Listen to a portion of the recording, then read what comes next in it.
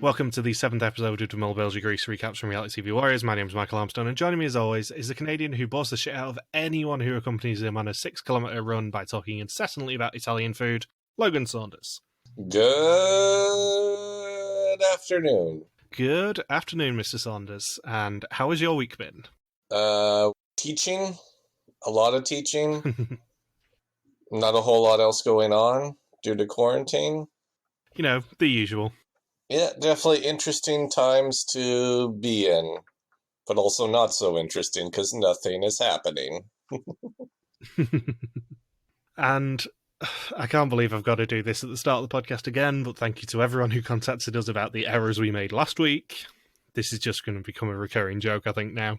Thank you to everyone who actually answered our plea for what Zossen was a reference to. Apparently it is a reference to the Socialist Party. And also thank you to Peggy for correcting us on the last Never Have I Ever statement, which I said was Never Have I Ever snuck out of the house. It was actually Never Have I Ever fly tipped. Done what? Never have I ever fly tipped or dumped rubbish in the street. Oh, I've never heard of that expression. I think fly tipping might be a special British euphemism for it, but yeah, fly tipping is quite a well-known euphemism for just dumping shit in the street. Alina didn't drink on that one, did she? No, that was about the only one she didn't drink on, other than she didn't vote for the Socialist Party either. Right. Okay. Good to know those corrections. Makes us feel so journalisty. It really does, and talking of being journalisty, doesn't look like we're going to the finale, does it? Well, let's see. It's in 5 days, and the lockdown in Belgium's till early May. So no. But keep an eye out on our social media regardless, because if somehow we do get the chance to still talk to the final 3, you can send in questions and stuff. It might be a bit last minute. I've no idea. I'm just kind of putting it out there and trying to force production to let us interview the final 3, I'm not going to lie. And one final correction that I actually spotted myself is that I said last week that their total was up to €19,995. It was actually 18,995. Oh, big mistake. Big mistake, Harmstone. You'll never live that one down. That's corrected for this week's figures, don't worry about that.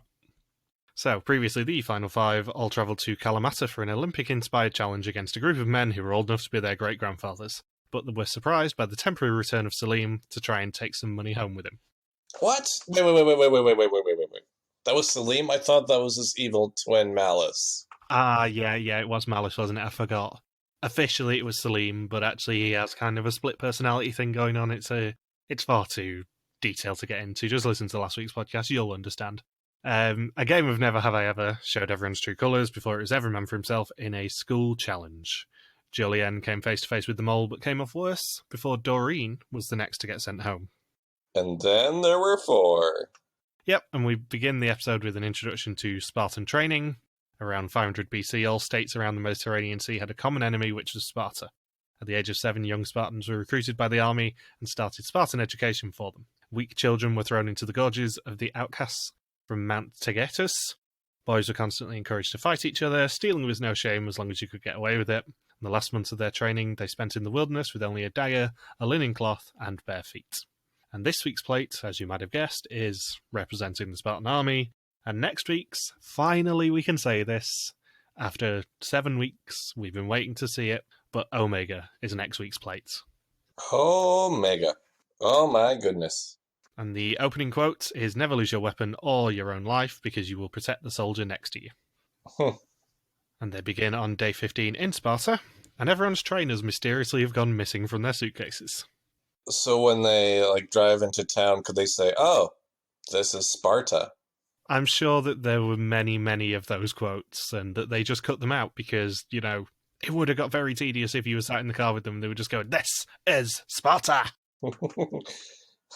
This is Sparta's History Museum. So Papa Bear meets them at breakfast, and he says he's looking for 2 messengers and 2 people who enjoy shopping. And Alina is ecstatic at the prospect of there being shopping.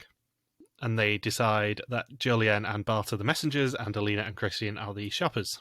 And each year, a 245-kilometre ultramarathon called the Spartathlon is held in Sparta to commemorate Phidippius, the messenger who ran there from Athens 2,500 years ago. And today, Jolien and Bart will be running the last part of that. But first, we will cover Christian and Alina's challenge, because it is one of the best. Belgian mole challenges they've ever done. Because I just had flashbacks to the drunk museum heist in South Africa, where it's, yeah, you're going to do this challenge, and there are a couple of people who know about it, but most of the people involved in this will not know anything. Oh, and there's a hell of a lot of theft. Yeah, this is the challenge I was messaging you about when I started watching, saying, oh my god, they actually did this as a challenge on the mole. How are they actually allowed to do this? They are committing a crime on the mole. Oh, it's just so good.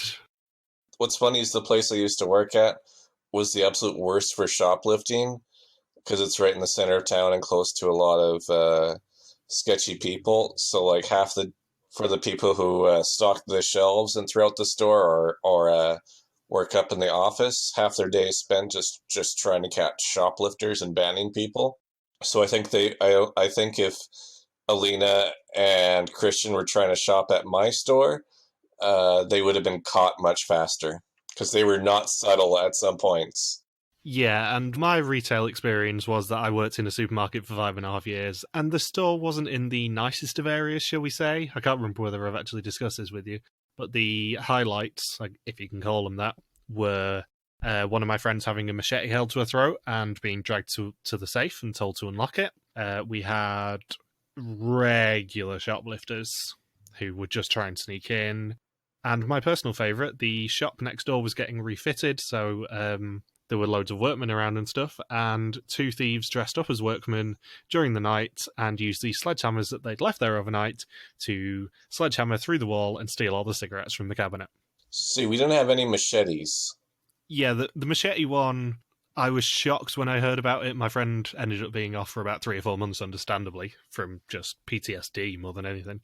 But yeah, it was a really shitholey area, I'll be honest. And there were so many thieving stories from that job. You know what doesn't help the stereotype is that one of the contestants who has to participate in shoplifting is the illegal alien of the 4 players left in the game. I know. Like, seriously, we're gonna make Alina shoplift? I did half expect her to turn around and go, yeah, this isn't my first experience of sneaking into places and stealing things. If you can steal a healthcare and steal social services, you can steal a candy bar. So for their challenge, Christian and Alina have Papa Bear's shopping list and must head to the nearby store and get the items without paying. The manager is in on the challenge, but everyone else in the store is not. Each item has a value, and they can earn up to €1,000 by stealing everything. And Papa Bear sends them off with a €10 note as distraction. If they steal between 1 and 5 products, they earn just their values. If they steal 6 to 10, their values are doubled. And if they steal 11 to 15, then all the values are tripled. So Christian picks up a bottle of water to get as a distraction, but also manages to pocket a €40 sponge. And Alina plays it safe and grabs a carrot and an egg on her way into the store. And then Christian finds a bag of crisps, which is worth €60, but is a little bit harder to hide than the sponge, because he rustles. And he escapes with the first 2 items and banks the first €100. And then Alina escapes next with her items. She got 3, which was an egg, a carrot, and a lighter, for a total of €100 again. And they decide to go in together for the second run. Alina ends up asking for a non-marinated chicken wing, and I'm assuming she only asked that it wasn't marinated so it didn't make funny stains all around Christian's shorts, because that would have been fun for him to explain. Talking of Christian's shorts, he then hides a frozen pizza down them. Why did you choose something so big? That was so ridiculous. How do you get away with that? That thing was humongous.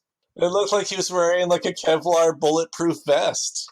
I know that they put the frozen items in there just for funsies because they were both wearing shorts and this would be very entertaining to see them try and smuggle things out. But you get the wonderful moment where Alina and Christian get back to the car. Christian pulls a frozen pizza out of his shorts, and Alina pulls the frozen peas that we didn't even see out of her shorts. And she's like, here, they're still frozen. It's still good. We can still eat this later.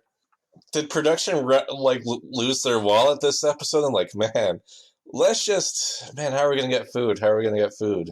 We have no money.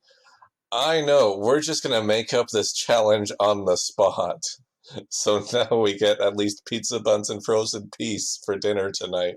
It's like, seriously, where did this challenge come from? Because even the Drunk Museum heist made a little bit more sense in the context of the season than this.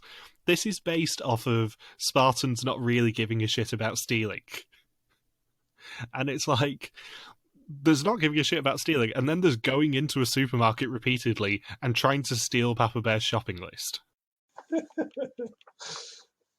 Next week, is the local region's culture going to have a history of kidnappings?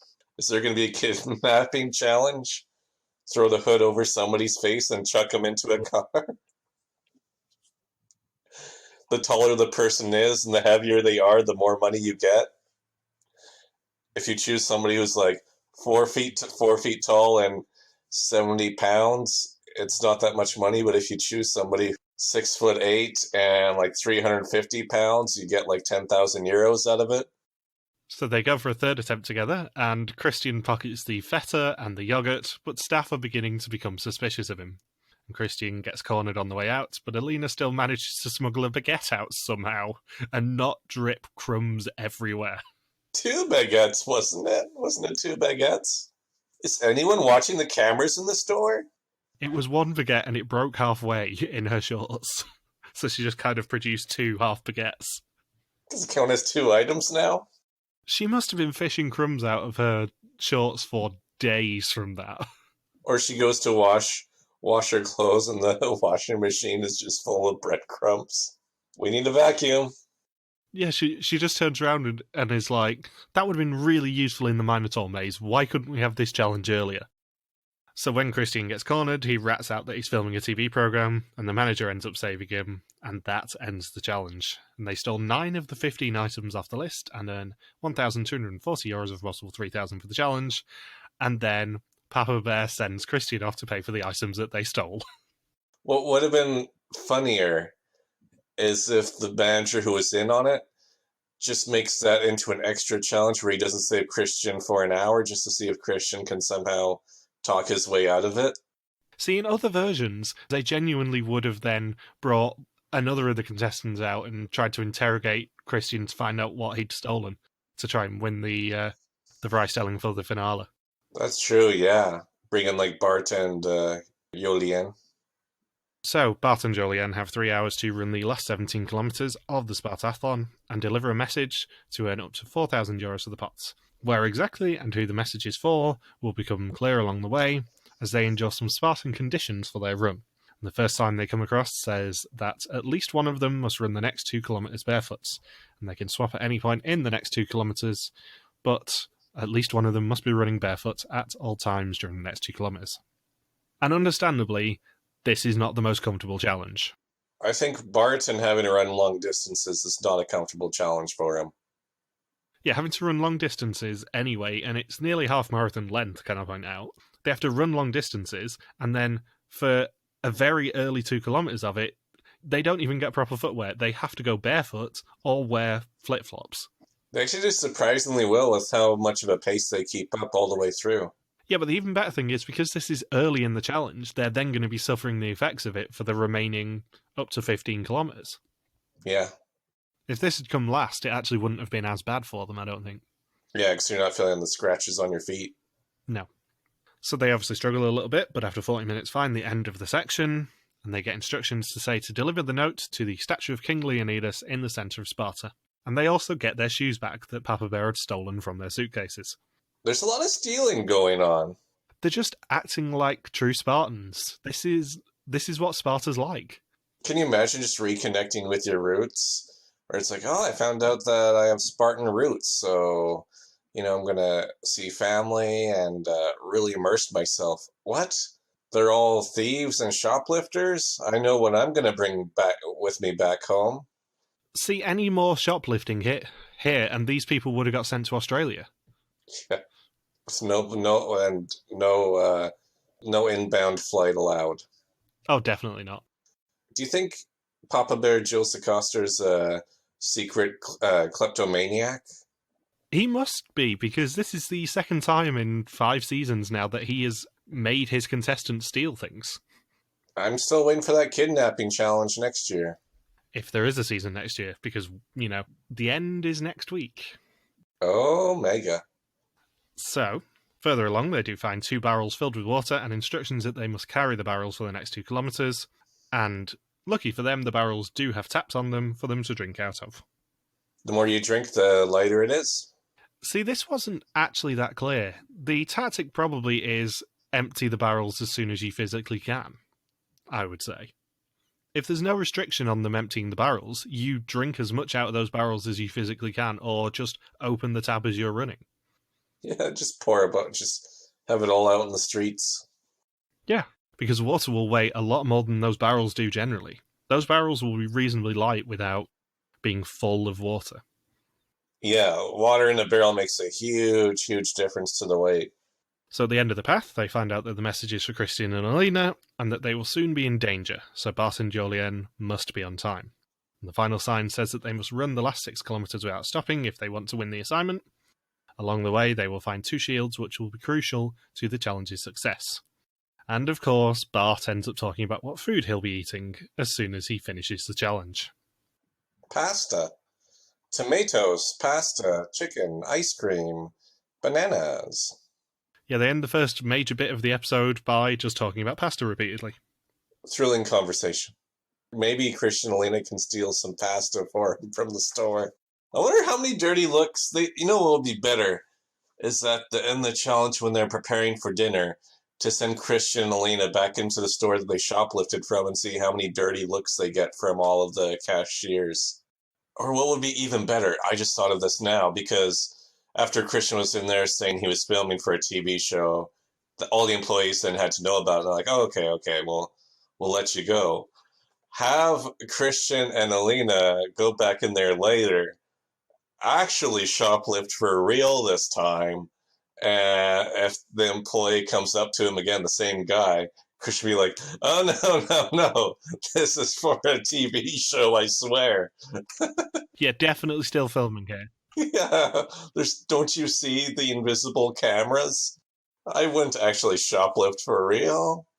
So with 35 minutes left, they decide to open the message, which tells them that shortly Christian and Alina will be attacked by archers who will shoot 20 arrows at them, unless Bart and Jolien open the scroll, in which case it's 40. And for each of them that is not hit, they will earn 2,000 euros for the pots.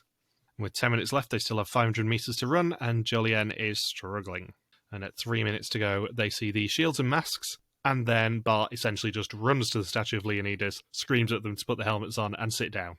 And for some reason, they just decide that the best person to protect is the smallest target in Christian, rather than, protecting both of them. That wasn't the best shielding that I've ever seen. No, it really wasn't. And the really ironic thing is, when Christian does get hit by arrow number 37, it's only on the leg. They didn't actually get a proper square shot at him. It was kind of a rebound that they got unlucky on. Yeah, but the shields still weren't... Those shields were big enough to protect both Alina and Christian. Oh, definitely. I don't know why they sucked so much at positioning the shield. Maybe someone was sabotaging.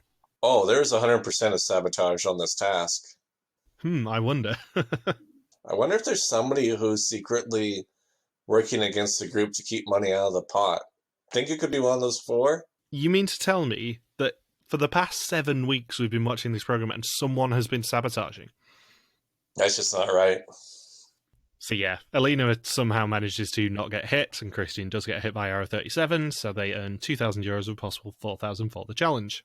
Following the challenge, they drive north to Calavrita to their new lodgings, and everyone is really suspicious after today. So, if you were the mole, which minigame would you have been in? If you were the mole, you probably have to be in the shopping assignment because you can sabotage both of them. Right, yes, because the people running can't do anything about the grocery store. Exactly. So you minimise how much is taken in the grocery store, and more importantly, you potentially tip off the security guard that your friend is stealing, and then you just make yourself as big a target as possible in the archery. Well, I mean, that's kind of a cheap shot, though. I mean, if you're Alina, of course you're going to be the bigger target in archery in contrast to Christian. The mole doesn't have to do that much work there. No, but I definitely think that as a mole, you should try and be in the shopping assignment. Yeah, I guess if you're not the one that gets caught, you don't look as suspicious in contrast to Christian. Exactly. But you can definitely do things that make where the security guy is going to look at Christian a bit more. If it is Alina, as I'm assuming, and as I'm assuming you're assuming, if it's Alina, I suspect she probably tips off the security guard. Because they still got less than half the money in that challenge. Yeah, because if they don't get caught, it was ×3, right? Yeah, because if they don't get caught, Christine's 2 items push it into ×3. And then it's 4,200 euros roughly they would have had? Just have to think. There was a maximum of 3,000, and all the items were between 50 and 150, I think. So they probably would have come out of that with a little over 2,000 euros if Christine doesn't get caught. So how much did they end up with then? 1240. So it's ×3. They would have had the full 3,000 then. No, they wouldn't, because they would have had 11 of the 15 items, and each item had a value of between 40 and 150 euros. And it's those values that got multiplied by 1, 2, or 3, depending on how many items they got. So, like the 40 euro sponge at the start, because it was item number 1, it was worth 40. As soon as they got the 6th item, it became worth 80. And if they'd have got the 11th item, it would have become 120. Oh, I see what you mean now. It's not just all of them suddenly get multiplied by 3 at the end of the challenge. No, it's not essentially ×6 at the end. They can only get 3,000 euros of this challenge. And I did run the numbers to make sure it was exactly 1,000, by the way. So, Papa Bear meets them at breakfast the next morning and says that they have an important day ahead, and one of the 4 will get an opportunity to have an intimate conversation with everyone. Who that is will be decided by the traditional Greek pastries in front of him. One of them is slightly unique, and that is Jolienne's, because hers is filled with stinky cheese. Yay! And that makes her the question master for this entirely pointless little challenge. Nothing really happens here. It's just, are you the mole? Ik ben de mol niet. Are you the mole? Ik ben de mol niet. It is interesting, though. I maybe spotted something in this, but I'll tell you in a minute. So she gets to have control of the mini challenge and stick her head through a cardboard box and bring everyone up one by one and interrogate them as much as she wants. She chooses Alina to go first, and of course, because she had stinky cheese in her pastry, it's a little bit unpleasant to have your face that close to Jolienne right now.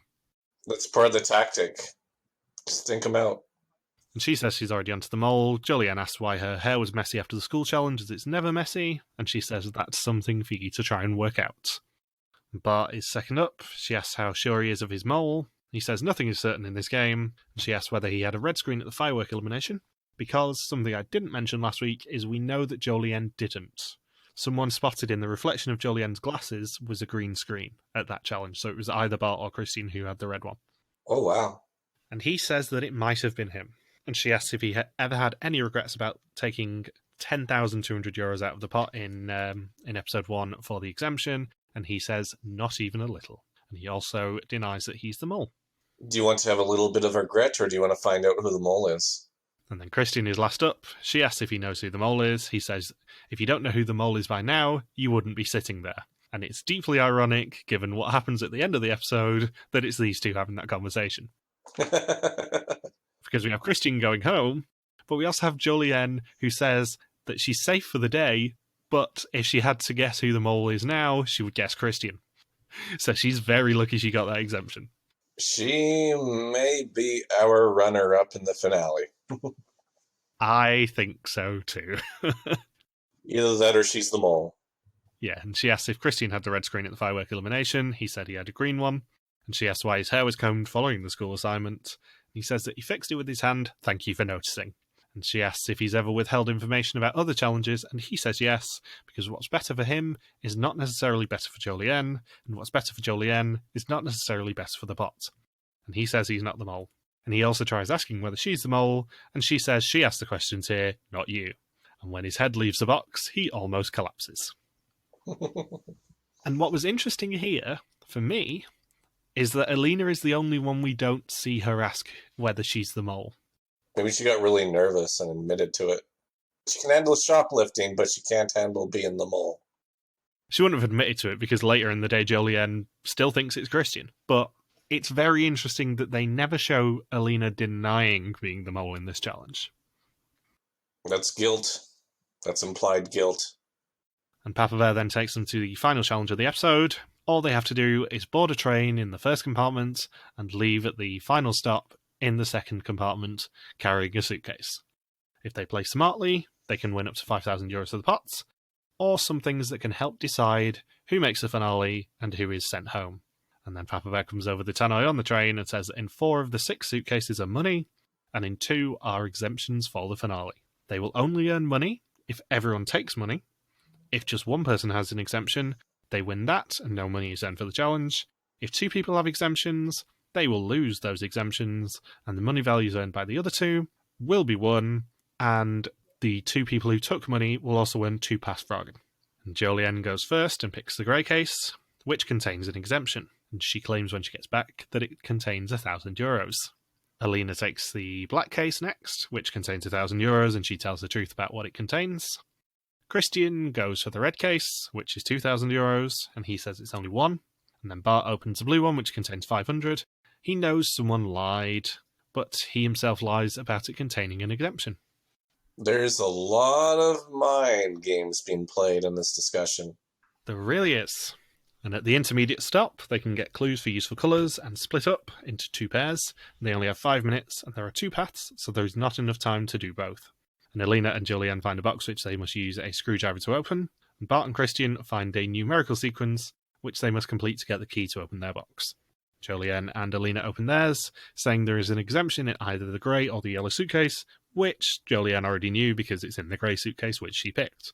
Bart and Christian's sequence is that the previous difference is multiplied by 3, so 3, 7, 19, 55, 163 is followed by 487, which Christian works out quite late. And their box says that either red or blue contains €2,000. Bart opened blue, so he knows Christian lied, and Christian opened red, so he knew which one contained €2,000. And it is then a sprint back. If they miss the train, they are out of this challenge. And Alina and Jolien cannot hide their disappointment when the boys make it back on time, with about 15 seconds to go. That would have been a huge advantage for them if they didn't make that train. Yeah, I wonder how this challenge would have worked if the boys didn't make the train, because would it then just have... Well, Jolien still would have got the exemption, but would it then have been Alina taking just 1 bit of cash? And what would have happened if they'd both taken it? Would the boys have earned Pressfragen still or not? It was a bit ambiguous.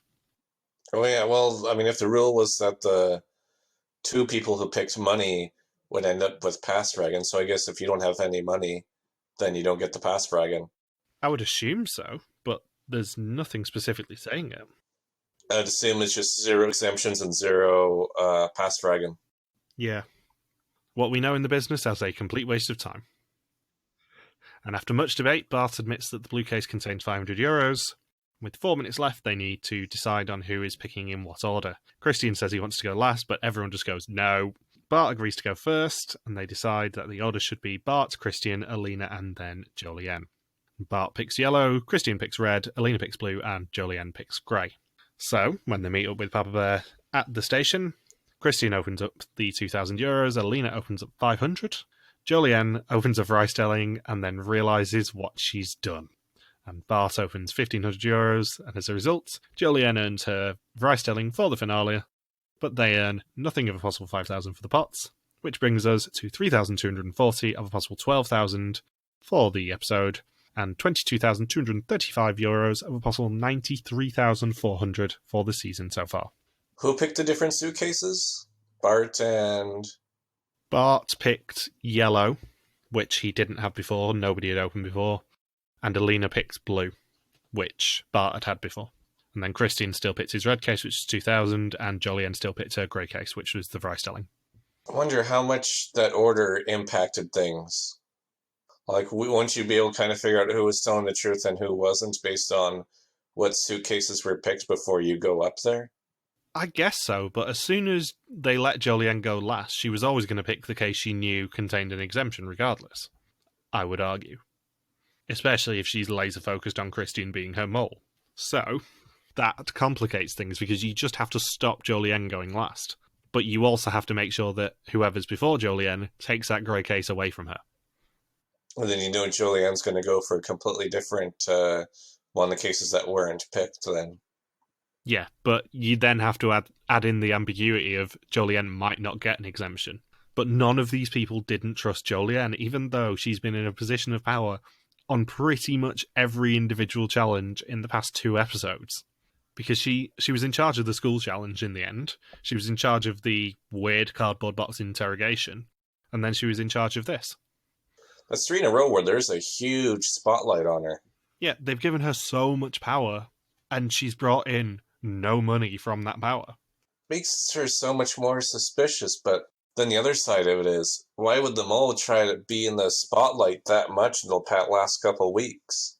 Exactly. The mole had no use for being the final person at the school challenge, for example, because anyone in that situation is probably going to gamble at least a couple of times, and therefore less money is going to get in the pot regardless of what you do. The mole certainly didn't need to be in charge of the cardboard box interrogation because it's just a filler challenge. And more importantly, the reason I don't think Jolien is the mole now, and that Alina is my one choice this week, is because her reaction when she realised that everyone else had taken money, she looked heartbroken. She could not fake that reaction as a mole. Yeah. Unless she was really prepared for it. Her reaction looked really genuine as soon as Alina opens 500 and Christian opens 2000, and she goes, oh shit, what have I done, basically. She looks really genuine and heartbroken that she's cost the group so much money, which is why I think she's not the mole.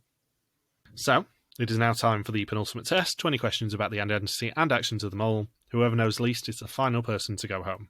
Christian says it's every man for himself. Bart says he thinks everyone knows who it is. Jolien says it's sad that in the penultimate episode she's still on 2 people because she's basically the Nathan of the season, but her gut feeling is that it is Christian. And Papa Bear says that there is only space for 3 in the finale, 2 candidates and 1 mole. And Christian is the first person to see his screen, but it is a red screen, and he is the final person to go. One of those very rare times where only one name gets typed in. But more importantly, someone predicted this final 3 ages ago. Was it you? Yeah, I've called it for weeks that the final 3 would be Alina, Bart, and Jolien. And here we are. Yep. And as we're going to get into predictions in a minute, I'm reasonably confident that Alina's the mole, and I'm reasonably confident that Bart's going to win. Do you think he's going to blow all the money on a huge meal at a restaurant? Oh, God.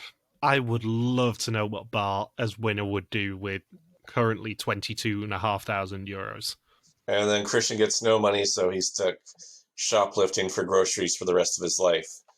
He now knows some techniques to get away with it. One of which is, don't re-enter the same grocery store twice.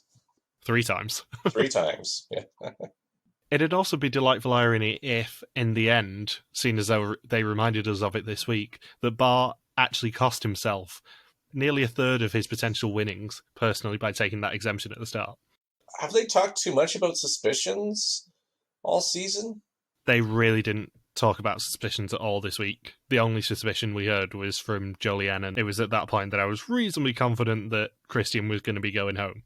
Yeah, it's happened so many times in mole history where the person who gets the Final 4 exemption gets very, very lucky because this person they suspect goes home at Final 4, and then at Final 3 they're able to identify who the mole is.